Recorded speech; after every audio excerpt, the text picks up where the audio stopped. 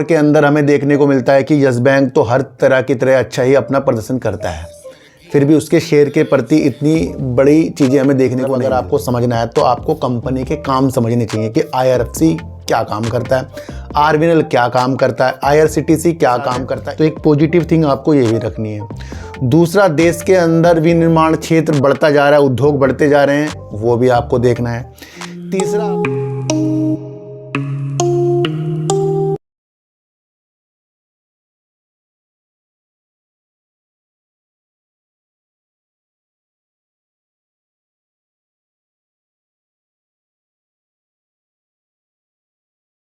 नमस्कार, मैं स्वागत करता हूं आपका अपने ही चैनल पर जिसका नाम है सार्थक बाजार से। आज बात करेंगे ट्रम्प के टैरिफ के बारे में, क्योंकि उसने दुनिया भर में हलचलें मचा दी और भारतीय बाजार सहित कई बाजार भी आप गिरते हुए देखने को मिले। और बात करेंगे केंद्रीय मंत्रिमंडल के द्वारा 4 रेलवे की परियोजनाएं को मंजूरी मिल गई है और इससे किस तरीके से हम इसको अलग अलग कंपनियों के साथ जोड़ सकते हैं उसके बारे में चर्चा करेंगे। बात करेंगे यस बैंक की। यस बैंक ने अपने Q4 के नतीजों के कुछ हिसाब किताब हमें दिखाए हैं, तो उसके बारे में भी चीज़ों को आज हम समझेंगे।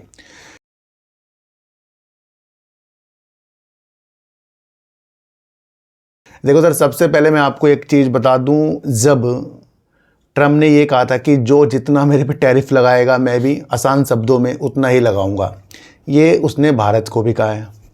और भारत को उन्होंने ये भी कहा है कि भारत सबसे ज़्यादा टैक्स यानी कि इस तरीके का शुल्क वसूलता है। तो यहाँ से कहीं ना कहीं ये तो अनुमान थे कि भैया ट्रम्प जो है कुछ ना कुछ 2 अप्रैल की नीतियों के साथ कुछ ना कुछ करेगा। ये जब ट्रम्प ने चीज़ें बताई थी उस वक्त बाज़ार गिर रहा था, फिर बाज़ार बीच में संभला। और तो मैंने आपको कहा था कि भैया हमें भूलना नहीं है कि ट्रम्प की शुल्क वाली चीज़ें बाद में भी आ सकती हैं, तो हमें उस ख्याल के साथ भी चीज़ों के साथ रहना है। और देश के अंदर ये तो चलो निर्यात वाली चीज़ें हैं कि यहाँ से कुछ हम निर्यात करेंगे, उससे जुड़ती हुई चीज़ें हैं अमेरिका की तरफ। पूरे देश के साथ तो नहीं है ना ये सिर्फ अमेरिका के साथ है, तो एक पॉजिटिव थिंग आपको ये भी रखनी है। दूसरा, देश के अंदर विनिर्माण क्षेत्र बढ़ता जा रहा है, उद्योग बढ़ते जा रहे हैं, वो भी आपको देखना है। तीसरा, आपको देश की कंपनियां क्या वजूद रख रही हैं देश विदेशों में, वो भी समझना है। तो सारी नीतियों को आपको समझकर चलना है। अब जब इस तरीके के शुल्क अमेरिका द्वारा लगाए जाएंगे अन्य देशों में, ये आपको पहले भी न्यूज़ देखने को मिली थी कि फिर भारत की तरफ कई देश जो हैं अपनी स्थितियों को देखेंगे। भैया अगर वहाँ ज़्यादा शुल्क लग रहा है तो भारत की तरफ हम अपनी स्थितियों को देखें। तो इसके तहत एक बहुत बड़ी न्यूज़ आ रही है, इस न्यूज़ को हमें समझना पड़ेगा और इससे देश के अंदर जो डंपिंग वाले खतरे हो जाते हैं वो कम हो जाते हैं। एक न्यूज़ निकल कर आ रही है और ये न्यूज़ है सर कि चीन से डंपिंग पर सरकार सतर्क है। अमेरिका द्वारा अपने प्रमुख व्यापार भागीदारों पर जवाबी शुल्क लगाए जाने के कारण चीन से उत्पादों की डंपिंग का खतरा बढ़ गया है।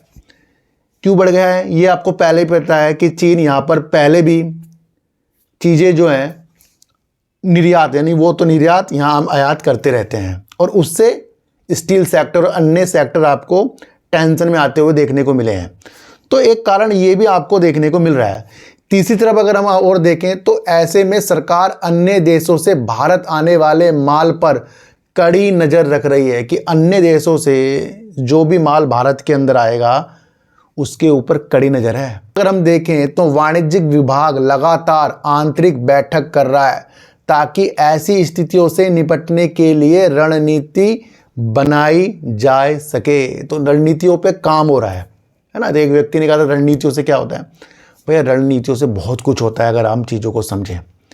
तो एक ये नीतियाँ भी हैं कि जो कड़ी नज़र रखी जा रही है भारत के अंदर बाहर से, ये यहाँ की कंपनियों के लिए फ़ायदेमंद न्यूज़ है इसे अगर कोई चीज़ों को समझे। फिर मैं आपको एक चीज़ और बताऊँ तो अमेरिका जब शुल्क बढ़ाएगा तो अन्य देश जो है भारत की तरफ भी देखेंगे। अगर हम ये देखें तो ये बिजनेस स्टैंडर्ड की न्यूज़ है। अगर हम ये भी समझें कि चीन से आयात होने वाले रसायन जैसे गिलास, fibre, lift guide rail, crane आदि उत्पादों को भारत ने फिलहाल डंपिंग रोधी जांच के दायरे में रखा है कि यानी कि जो ये चीज़ें आती हैं उस पर जांच जो है भारत रख रहा है। तो ये भी एक चीज़ों को समझने वाली न्यूज़ है। दूसरी तरफ मैं आपको एक चीज़ और बताऊं तो हम चीन से बहुत आयात करते रहे हैं।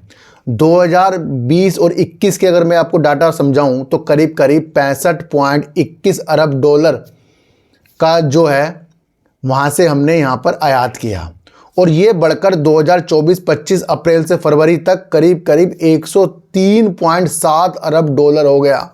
अब इस चीज़ को समझो, ये वो तब था जब अमेरिका ने कोई भी ऐसी शुल्क की चीज़ें नहीं की थी, तो तब हमारे ये चीज़ें स्थितियाँ हो गई थी। और अब अमेरिका ये चीज़ें करेगा तो उस हिसाब से देखो कि तो फिर भारत इसके ऊपर नज़र रख रहा है। तो एक पॉजिटिव न्यूज़ है जहाँ पर भारत बाहर से आते हुए माल के ऊपर अपनी नज़र रख कर चल रहा है। समझने वाली न्यूज़ है। वैसे कुछ लोगों को समझ में नहीं आएगी, कुछ को आएगी।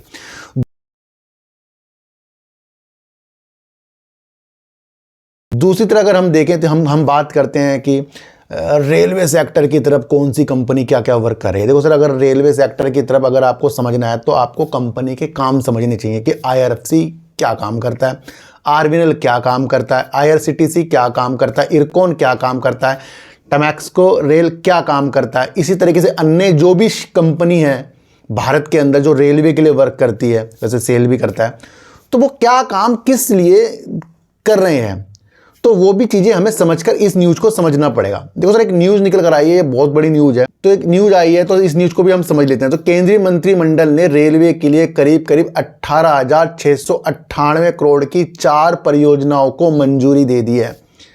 अब जब इस तरीके की इतनी बड़ी मंजूरी दी जाएगी भारत के अंदर, तो इससे आपको समझना है कि किस किस कंपनियों को इससे बेनिफिट हो सकती है। ये आपको स्वयं समझना पड़ता है, कोई आपको बताएगा नहीं। दूसरी तरफ मैं आपको और बताऊं तो 19 नए रेलवे स्टेशन बनेंगे और बढ़ेगी माल ढुलाई। अगर माल ढुलाई बढ़ेगी तो कौन कौन सी कंपनी आएगी, और अगर 19 रेलवे स्टेशन बनेंगे तो उसके ऊपर कौन कौन वर्क करेगा, ये सब चीज़ समझने वाली होती है। तीसरी तरफ अगर मैं आपको बताऊं तो रेल मंत्रालय की महाराष्ट्र, उड़ीसा और छत्तीसगढ़ में लगभग 18,698 करोड़ रुपए की 4 परियोजना को मंजूरी दी गई है। भैया ये जानकारी किसके द्वारा मिली है? ये जानकारी हमें मिली है केंद्रीय रेल और सूचना एवं प्रसारण मंत्री अश्वनी वैष्णव जी की तरह।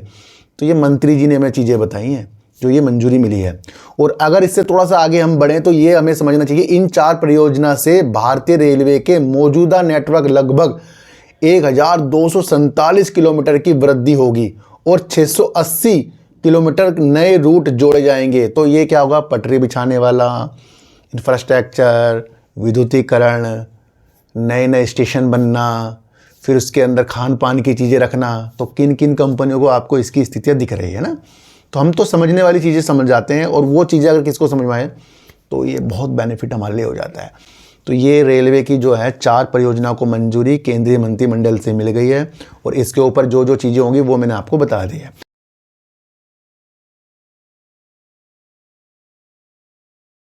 अब हम बात करें यस बैंक के अंदर। यस बैंक के अंदर आ रही है एक निगेटिव न्यूज़, जहां पर 2 वरिष्ठ अधिकारी इस्तीफा देने जा रहे हैं।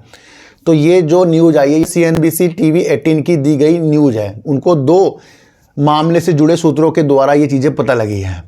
तो 2 अगर इस तरीके से बड़े मुख्य अधिकारी इस्तीफा देंगे तो फिर इनके जो पोर्टफोलियो होगा उसके अंदर भी फेरबदल हो सकता है इस तरीके से चीज़ों के साथ। तो ये एक न्यूज़ समझने वाली है कि 2 मुख्य अधिकारियां जो है इसके अंदर इस्तीफा देने वाली न्यूज़ आ रही है। तीसरी तरफ अगर हम बताएं तो अब Q4 भी आने वाला है। अंदर हमें देखने को मिलता है कि यस बैंक तो हर तरह की तरह अच्छा ही अपना प्रदर्शन करता है, फिर भी उसके शेयर के प्रति इतनी बड़ी चीज़ें हमें देखने को नहीं मिलती है। तो कुछ इसने अपने बिजनेस के अपडेट दिए हैं, उस अपडेट को भी समझने से पहले हम इसके दिसंबर 2023 की रणनीतियों को समझेंगे कि इसने उस वक्त कितनी सेल की थी। तो यस बैंक ने करीब करीब दिसंबर 2023 में 6,989 करोड़ की सेल करके 243 करोड़ रुपए का प्रॉफिट कर दिया, और दिसंबर 2024 में कंपनी ने करीब करीब 7,833 करोड़ की सेल और 619 करोड़ का प्रॉफिट किया। अगर हम दिसंबर 2023 से ही देखें तो लगातार हर क्वार्टर में कंपनी ने अपनी सेल को बढ़ाया है, और हर क्वार्टर में कंपनी ने अपने प्रॉफिट को भी बढ़ाया है। तो यहाँ से आप समझो तो कंपनी अपने ग्रोथ के अनुसार आगे बढ़ रही है। पर ये सारी चीज़ें भी समझने से पहले हमें बहुत कुछ समझना पड़ता है। तो ये तो मैं आपको बार बार बताता हूँ कि जो SBI के थ्रू कई बैंकों ने इसके अंदर इस बैंक को संभाल रखा है, उसके अंदर LIC भी है। तो वो भी कभी ना कभी इसके अंदर से अपनी चीज़ों को हटाएंगे या बढ़ाएंगे, तो वो भी एक इफेक्ट डालेगा। इसके अंदर प्रमोटर नहीं है, प्रमोटर की स्थिति अभी आपको न्यूज़ के द्वारा देखने को मिली थी, फिर आगे उछल सकती है, नहीं भी उछल सकती, तो ये फिर न्यूज़ वाले चीज़ें हो जाती हैं। और अगर इसके दिसंबर 2023 से दिसंबर 24 तक की इसकी हम सेल्स और प्रॉफिट को देखें तो काम तो बेस्ट कर रहा है ना। और अगर हम इसका हाई देखें तो कंपनी ने करीब 28 रुपये 60 पैसे का हाई और 16 रुपये करीब का कंपनी ने लो लगा रखा है। तो ये भी आपको समझकर चलना पड़ेगा। अब जो इसका बिजनेस का अपडेट है उसको समझिए, क्योंकि उससे हमें अंदाजे लग रहे हैं कि यस बैंक का Q4 पहले से भी बेहतर आ सकता है। तो ये अंदाजे लग जाते हैं, इसलिए कंपनी पहले ही अपना बिजनेस का अपडेट दे देती है। तो भैया एक न्यूज़ निकल कर आई Q4 का अपडेट जो यस बैंक ने दिया, जिसके अंदर लोन एंड एडवांस में करीब 8.2% की वार्षिक वृद्धि दर्ज की गई, जो करीब 2,46,539 करोड़ रुपए बैठती है। पहले इसकी समान अवधि देखें तो करीब कंपनी ने 2,27,799 करोड़ की चीज़ें की थी, तो इसने अब 8.2% की वृद्धि कर दी है। तो लोन एंड एडवांस जो इनकी चीज़ें चल रही हैं उसके अंदर भी कंपनी की वृद्धि होती है। तीसरी तरफ अगर इसका हम डिपॉजिट देखें तो डिपॉजिट के अंदर भी अगर हम इसका 3 महीने का हिसाब किताब देखें तो करीब 2,84,488 करोड़ रुपए रही, जो समान अवधि में करीब 2,66,372 करोड़ रुपए की थी। करीब इस वजह से भी कंपनी ने अपने डिपॉजिट में करीब 4.8% की वृद्धि की है। क्योंकि जिस कंपनी के अंदर यानी कि जिस भी बैंक के अंदर डिपॉजिट जमा ज़्यादा होगा वो बैंक वैल्यू रखता है, और उसके अंदर यस बैंक ने अपनी बढ़ोतरी की है। जब हम विश्वास, और ये तो ऐसा बैंक था कि एक बार बर्बाद होने वाला था, और उसके बाद भी कस्टमरों का इसके अंदर विश्वास जागा है। ये प्रशांत कुमार जी की और सरकार की और ये बैंकों की रणनीतियां हैं कि इस बैंक को फिर से खड़ा कर दिया है। तो पहले काफ़ी ऊपर का शेयर था, फिर डूब के फिर कितने नीचे आया, और फिर ये अपनी हिसाब किताब से चल रहा है। तो अपनी स्थितियों के साथ कंपनी बेस्ट करती जा रही है। अब इसका कासा रेशो भी अगर हम देखें तो यानी करंट अकाउंट और सेविंग अकाउंट, तो ये भी बहुत ज़रूरी होता है। क्या इसके अंदर भी बढ़ोतरी हुई है? तो भैया हम ये भी समझ लेते हैं कि अगर इसका हम कासा रेशो देखें तो एक साल पहले 30.9% से बढ़कर 34.3% हो गई है। तो ये भी हमें समझकर चलना पड़ेगा। और क्वार्टर अगर हम इसका 3 देखें तो वहाँ पर इसका जो कासा रेशो था करीब 33.1% था, तो यहाँ से भी बढ़कर अब 34.3% तक का इसका कासा रेशो हो गया है। तो यहाँ पर भी कंपनी ग्रोथ दिखा रही है। मैं आपको फिर कह रहा हूँ, हर बार हर तरीके से यस बैंक अच्छी अपडेट देता है, अच्छा रिजल्ट देता है, पर उस रिजल्ट से हमें किसी भी शेयर प्राइस को ऊपर नीचे की स्थितियों से नहीं देखना चाहिए। ये अपडेट आई हैं और वो सारी चीज़ें मैंने आपको बताई है। तो आज की वीडियो आपको कैसी लगी एक बार मुझे ज़रूर बताना। ट्रम्प की नीतियों से भी जो यहाँ पर डंपिंग ज़्यादा हो सकती है उस पर सरकार नजरें गड़ाई हुई है, तो ये भी आपको समझना। 4 परियोजना को जो मंजूरी मिली उससे किस किस चीज़ों को फ़ायदा हो सकता है ये भी आप समझना। और यस बैंक के अंदर 2 मुख्य अधिकारियों के जाने की न्यूज़ ये भी आप समझना, और इसका अपडेट है ये भी मैंने आपको समझाया है। तो सर सच्ची वीडियो देखिए, अच्छी वीडियो देखिए, समझ कर देखिए, और किसी को भी किसी की बातों में आना ही नहीं है, चाहे मैं ही क्यों ना हूँ। तो सर चींटी को आटा दीजिए, गाय को रोटी दीजिए, और अपने बच्चों को ज़्यादा से ज़्यादा प्यार कीजिए, क्योंकि बच्चे ही आपकी मासूमियत से किस्मत पलटेंगे। तो फिर मिलेंगे आपसे नई वीडियो के साथ, जब तक के लिए नमस्कार।